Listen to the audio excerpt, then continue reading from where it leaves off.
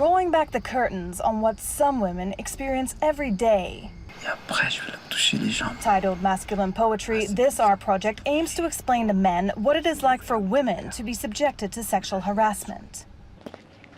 This husband and wife, and two of the artists behind the exhibition, say it's inspired by experiences their daughter had growing up in the south of France.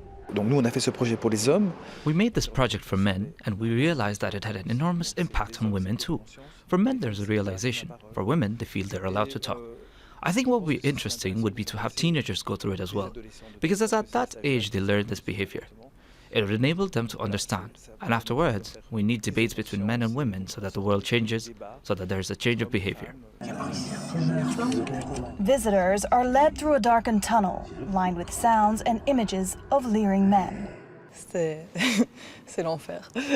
It was hell, but also there are no surprises.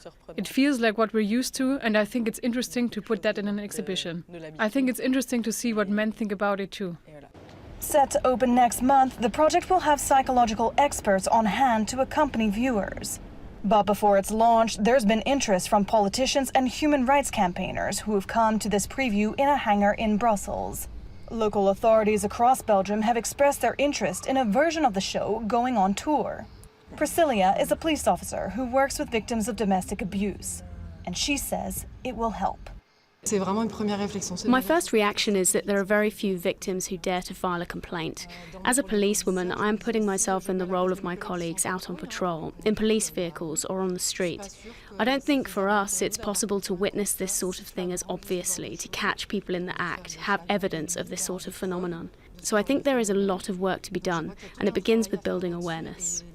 Those behind this project say they hope it will encourage a greater awareness of how harassment affects women, and that those who suffer it could be anyone's partner, mother, daughter, sister, or friend. Jillian Wolf, Al Jazeera.